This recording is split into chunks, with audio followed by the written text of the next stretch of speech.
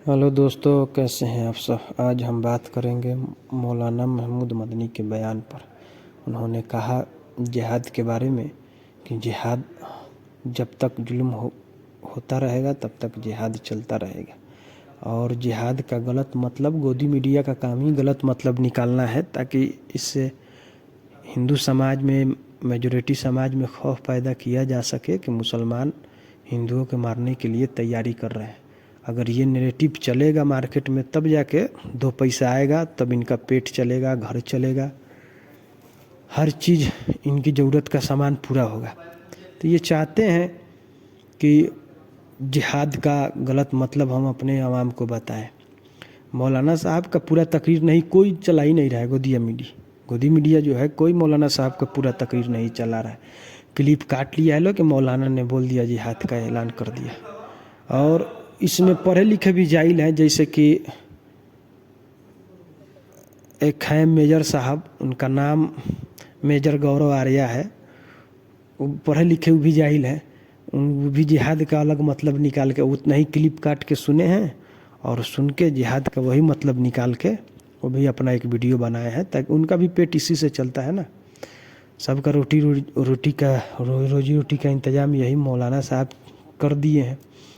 उन्होंने पूरा उनका तकरीर सुना जाए, कहीं भी हो। हमको तो नहीं लगता है कि कोई सुनेगा, कि जिसका नीयत में है पहले से फितना फसाद करना, वो क्यों सुनेगा भाई मौलाना साहब का तकरीर।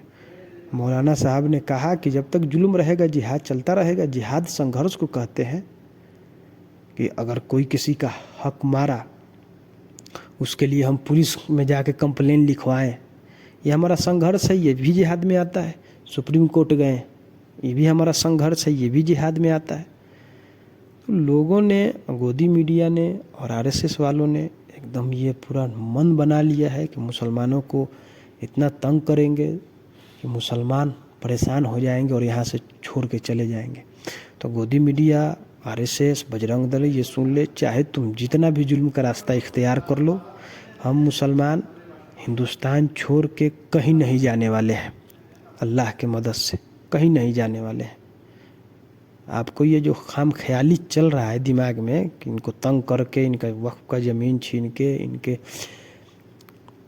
आसार निशानी जो इस्लामिक आसार है उस पर हमला करके हम इनको इतना परेशान कर देंगे कि ये छोड़ के यहाँ से चले जाएंगे और हम यहाँ राज करेंगे और जातिवाद फूल करेंगे।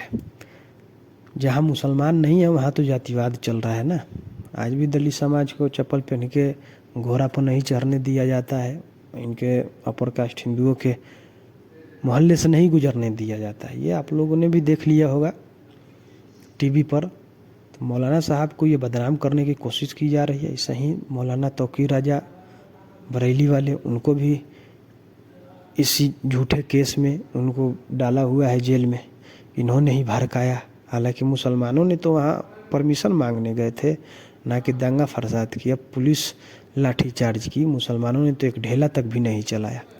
और उसके बाद बहुत से मुसलमानों को मारा गया। जेल से बाहर जब लेके आया गया तो उनको इतना मारा कि वो कोई लंगर के चल रहे थे, कोई कमर पकड़ के चल रहे थे, ताकि हिंदू समाज में, आरएसएस हिंदुत्व समाज में ये मैसेज दिया जा सके कि हम मुसलमानों को बहुत मारे हैं। और ये समाज भी इसको देख के खुश हो रहा है। ये अभी प्रॉब्लम आ गया है, समाज में भी ये प्रॉब्लम आने लगा है कि देख के ये खुश होने लगा है कि मुसलमानों को सीधा किया जा रहा है, मुसलमानों को ठीक किया जा रहा है।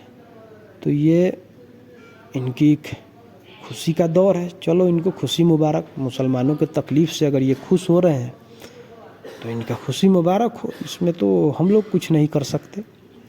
लेकिन नाइंसाफ़ी का जो दौर चल रहा है, आज देखिए मुसलमानों के हर चीज़, वक्फ बोर्ड की ज़मीन, उम्मीद पोर्टल पर 30% ही, इतना उम्मीद पोर्टल का सर्वर डाउन रखा गया कि 30% ही उस पर चढ़ा है, 70% नहीं चढ़ा है। इसका मतलब सुप्रीम कोर्ट भी ये बोल दिया है कि अब ख़त्म हो गया टाइम। इसका मतलब मुसलमानों के यहाँ 30% जो चढ़ा वही चढ़ा, बाकी 70% हुकूमत जोत लेगी। ये मुसलमानों के हाथ से निकल गया। तो हम अपने मुसलमानों से यही कहना चाहते हैं कि अब निकल गया तो क्या किया, आप लोगों ने तो कोशिश किया ना, आप लोगों ने तो ये नहीं है कि आप लोगों ने छोड़ दिया, आप लोगों ने कोशिश किया, अब सब्र किया जाए। जो चला गया अल्लाह उससे ज़्यादा दे देंगे।